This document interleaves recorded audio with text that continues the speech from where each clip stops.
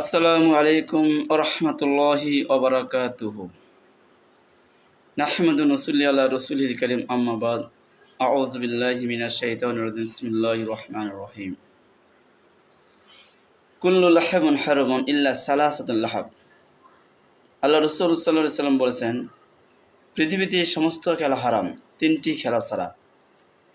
একটি হচ্ছে ঘোড়া দৌড়, দুইটি হচ্ছে তীর ধনুক নিয়ে খেলা করা, তৃতীয় নম্বর হচ্ছে নিজের স্ত্রীর সঙ্গে যে কোনো ধরনের খেলা করা জায়েজ আছে। এই তিনটি খেলা ছাড়া সমস্ত খেলা হারাম। এমনকি দুহাতে ক্যারাম ঠোকাঠুকি এটাও হারাম। স্ত্রীর সঙ্গে খেলা করা জায়েজ। আল্লাহ রাসূল সাল্লাল্লাহু আলাইহি ওয়াসাল্লাম এজন্য বলেছেন, স্ত্রী যেন সন্তান জন্মের জন্য সে উৎসাহিত হয়ে যায়, তাকে উৎসাহ উদ্দীপনা যোগানোর জন্য যে কোনো ধরনের খেলা স্ত্রীর সঙ্গে তার স্বামী খেলা করা জায়েজ রয়েছে। এটা ইসলাম বৈধতা দান করেছে। এছাড়া এই তিনটি খেলা ছাড়া যাবতীয় খেলা পৃথিবীতে হারাম ঘোষণা করেছেন।